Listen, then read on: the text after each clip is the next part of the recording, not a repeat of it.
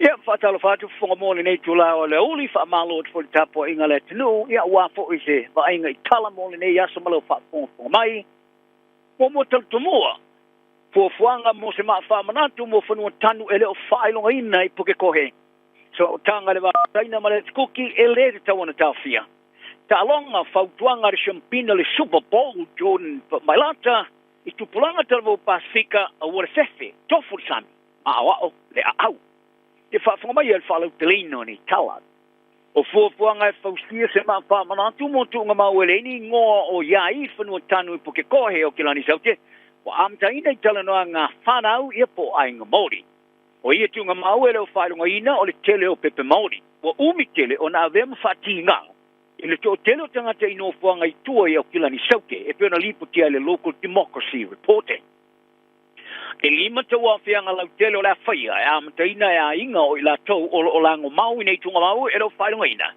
Wa fuafoina e amataina le masina nei e pona sa ilia ini manatu I se mawha manatu.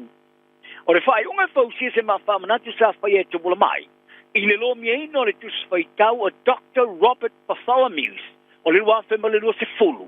Le sa whailo ai o le ai se Māori e whatangina, po le no Māori allowed. E pe ona whaamatala I tala anga o le whailonga lanu I puke koe. So o nei ma se porokala me whaatale tele noa po le documentary I le ingoa lawale tasi. I le porokala me whaamatale tala sa whailo e le whaasa ino tungta Māori. E le whaonga ino whale le ta ua po toi. Ma vai ese whale tifanga ma vai ta ele mo ta elena. Wa amaro si e tua e aveno fo I papalangi tono pasi. Wa whaasa ma ia onga ma I le afe I salau luas fulu. Se ia uria le vai tu sanga o le afe I salau on spulum.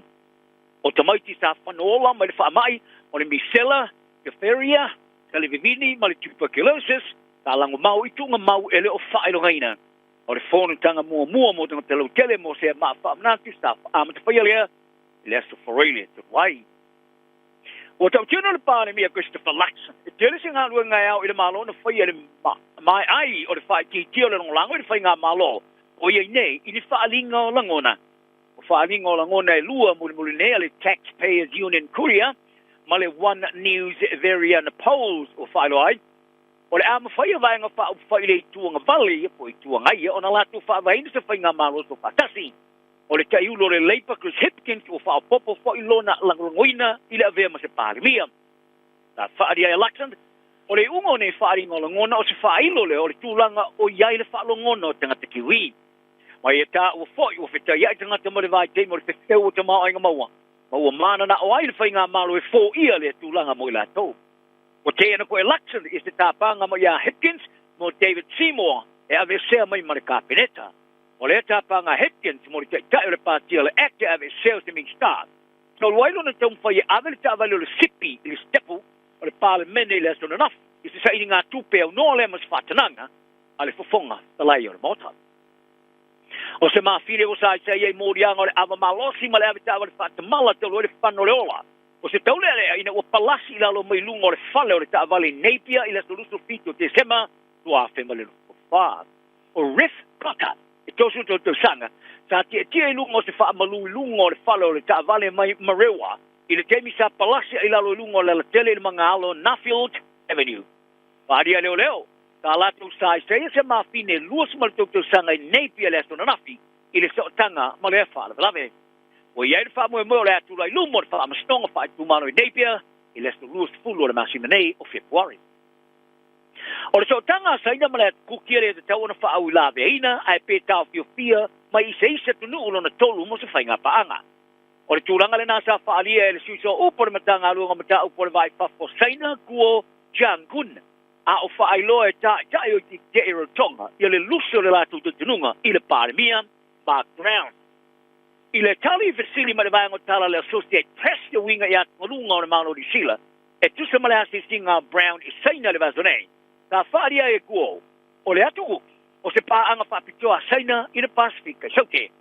Ta e whaaria I talu mai o na whaavaina so tanga whaasuia mano I le afeim salau iwe po pitu, o tunu e lua e whaaloalo leisi, tau sia tu salesi ale masa ilia ini atina e masani ma au sia I unga le lei feo fo inga ngā luenga ngā lue fatasti I vaenga es ese pari e kuo o le tilo saina yani sina mala kuki o tawo telo ni pa anga ngalu fatasi ai u lea tanga tole kuki u fa pe ma malo di sila o le mau tonu ile le se fa mari nonga e tu sai ma fe nga o ye fa mo sainia ile vai asu nei I saina o le fa un o le vai asu sa malanga toi brown o le saini o se fe nga pere ta wai o se mari nga I vai nga tau tuma ainga ma saina o le tai ulo le party le United le kuki te Ricky Heather ua e whaia se te ele se sufito le masina neo te pare.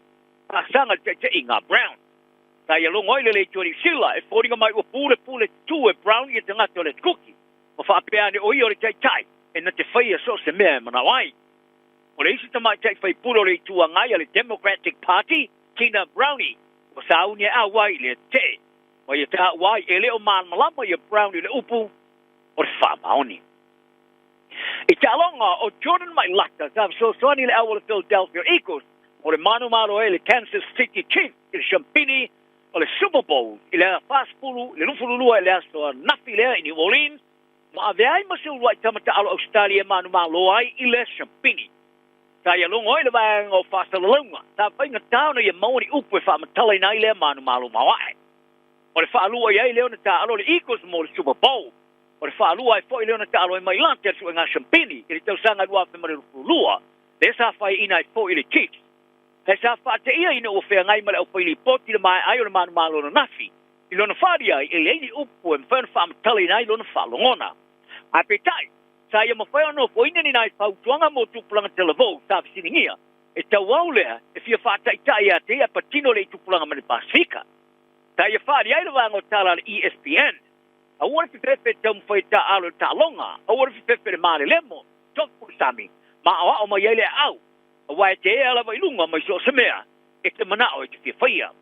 E to tolu isi tamata alo Australia sa ta alo momo ele Super Bowl, isi au I Amerika, ai o mai lata, ua avea masi ua tama e Australia ua manu malo ai. E ulava o le isi tama Australia I a Tracy Williams, e iaisa na mamma o le manu malo ele Super Bowl I lau tele le Seattle Seahawks, a manu malo ele lua fe mas marfa e pitai ele ka alo ai le tu sanga atoa ono se manu o tu vai ai o mai lante lu sul fit tu sanga sa fa na banks down mai o matu sa mo mai ni til nei sa mi ia tele lan ta alo le tu langa sta mapu e pui por offensive linesman a fari ai le tama ta alo mo mo le NFL fa sta la wa televisa le ESPN Louis Riddick sa le ai mo se sao ya mai lata o peo le masina su lo na poloka ina uma o tama tusi ai le lo minga ale The Guardian, o le te alo e le whaavai vai mai late ai lua tismale o tono mita le maulunga, te lau ono tismale ono kilo kalamo le mamafa, I le pui. Sa whaatanga I le Eagles I le mau o le telo teimi, e tama wai le whau malo o le latu ta alo. O le ese alo whanga e alo I aile la kapeni usila ai am teina se ngā yoinga whaale tūla whono whaastanga ri company, I le kelope ale ine I os. E tu sai ma se tūlanga, e pe ona ta uai o le solia le malienga mo le longolanga po le sponsorship agreement breach. I se whaamtalanga te sia sa tu inatu le leitori sila. O lo tua ia le kapini sila ia le company e ona ina le billionaire o Britannia Sir Jim Ratcliffe o whaamuta lia le lato whea ngai ngalonglanga mo le ona tausanga sa amteina I le lua whema le lufurulua. Ta uai o le fia ia le kapini sila ona o le solia le company ia lana malienga mo le longlango. La tumai nei. E le tutongi na lava lana ua I vaenga o tupere tongi mo le longolango o le lua whema le lufuru lima. O whaamao ni ailana whae unga whaase ese mo na tausanga. A mo le ono tausanga o le whengainga. E toi tolu tausanga le toi o le whengainga ai o le usawari ese lea company. E le uti tai mo le tai o le ola kapia le Harrigan te piona lato firfi ai kap te ne toa wha. O le lato whato sino le tamarasanga o le supa la kapi pasika o le neitu sanga. I lalo le whātau tonga fau e pēna tau tino ai ar whaia onga Clark Laidlaw e SS. O se iso a kapo o mua Duplessis Carriffy, Billy Brockner, ai po Brad Shields. O le a kaptini ina le au I talonga mua le Soforelia Mara Crusaders I Kalestete. I le whaamatalanga le Hurricanes a whaamatuina. O tamata alo e tō whau whiwhlia o ni ngā Kaitiaki, The Guardians. O ni leo ia, I ne ia mautino ai le puipuia, whaolola, Ona marosi le lato si o mianga. Ta wai o le to fa o le alatu o le lato tau lea o le lato fasino manga foi le mo le ulino o lato tangata. O le ngata I lungo le malae ai o papo. Male malae, mo le pui puia o le sio mianga o le au. Mariele ne aso, pile mutu tauma, soi foia.